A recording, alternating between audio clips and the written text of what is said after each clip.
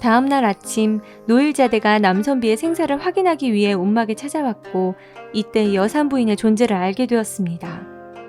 여산부인을 본 노일자대는 잠시 당황했지만 처음 보았던 남선비의 부유하던 모습을 떠올려 고향에 남아있을 자산을 차지하려는 계획을 세우고 여산부인에게 큰 절을 올리며 말을 건넸습니다. 아이고 형님, 이 먼 길을 오시느라 얼마나 고생하셨습니까? 그대는 누구십니까? 저는 노일자대라고 하옵니다. 그동안 서방님을 모시려고 힘썼지만 형편이 공고한 탓에 부족한 부분이 많아 형님께 죄를 지었습니다. 여산부인이 이 말에 속아 자신을 내치지 않자 노일자대는 더 큰 계획을 실행하기로 했습니다. 형님, 이 고을엔 오천강의 연못물이 맑으니 저와 함께 목욕하시면서 여독을 푸시지요. 남편을 돌봐준 은인의 부탁을 차마 거절할 수 없었던 여산부인은 노일자대와 함께 연못으로 향하게 되었습니다.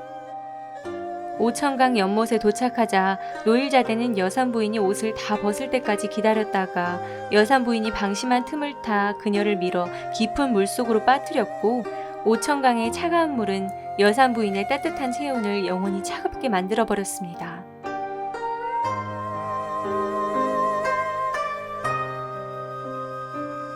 한참 후 여산부인의 죽음을 확인한 노일자대는 주인 없이 남겨진 옷을 입고 움막으로 돌아와 남선비에게 여산부인인 척 행동하며 말했습니다. 서방님, 노일자대가 찾아왔었지만 행실이 불량하여 쫓아버렸습니다. 앞에 있는 상대가 노일자대임을 눈치채지 못한 남선비가 대답했습니다. 그거 참 잘하였소. 어서 우리 고향 남성골로 돌아갑시다. 노일자대는 남선비와 함께 바다로 나가 여산부인이 타고 온 배를 띄웠습니다. 두 사람이 탄 작고 튼튼한 배는 바람 부는 대로 물결 치는 대로 바다를 떠돌다가 며칠이 지난 후 남성골에 무사히 도착했습니다. 어머니 여산부인이 남성골을 떠난 뒤 7형제는 매일같이 바다에 나와 부모님의 귀환을 간절히 기다리고 있었습니다. 그러던 어느 날 부모님의 배가 선착장으로 들어오는 것을 보자 첫째 아들이 감격하여 자신의 겉옷을 벗어 땅에 깔았고 나머지 형제들도 자신들이 입고 있던 옷 중 하나를 골라 부모님을 위한 길을 만들었습니다. 그러나 막내 아들 녹두생이는 아무 옷도 깔지도 않았으며 오히려 집으로 향하는 갈림길 중에 한 길만 열어두고 다른 길은 돌로 막아버렸습니다. 녹두생이의 행동을 이상하게 여긴 형제들이 궁금해하며 물었습니다. 막내야, 왜 길 하나를 막은 곳이냐? 저기 오시는 두 분 중에서 아버지는 우리 아버지이시지만 함께 오시는 여인은 우리 어머니가 아니어서 그렇습니다. 형들의 혼란스러워하는 얼굴을 본 녹두생이가 이어서 말했습니다. 우리 어머니께서는 아버지를 두고 양산을 혼자 쓰지 않습니다. 녹두생이가 선착장에서 노일자대에게 다가가 도전적으로 물었습니다. 어머니께서는 어찌하여 갈 때 모습과 올 때 모습이 다르십니까? 노일자대가 핑계를 대며 대답했습니다.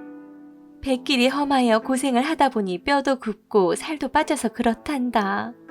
녹두생이는 노일자대의 구차한 변명을 믿지 않고 다시 물었습니다.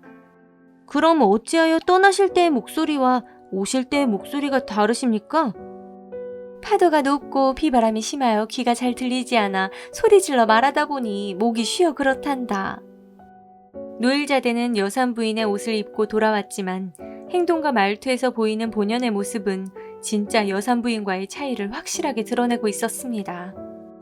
모두가 함께 집으로 돌아온 후 노일자대는 오랜 여행으로 인해 모든 살림기구의 위치를 잊어버린 척했고 당황한 어머니를 본 7형제가 대신 식사를 준비한 후에야 겨우 밥상을 차릴 수 있었습니다.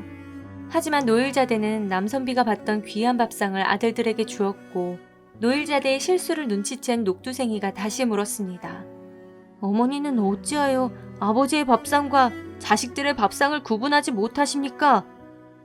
노일자대의 변명이 쌓일수록 녹두생이의 의심은 더욱 깊어졌고 결국 슬픈 마음을 추스르지 못한 채 눈물을 흘리며 따지듯이 물었습니다. 우리 어머니이신 여산부인은 도대체 어디에 계십니까? 노일자대는 녹두생이의 예리함에 위협을 느꼈고 잔인한 계획의 성공을 위해 녹두생이를 없애버리려는 악독한 마음을 품기 시작했습니다.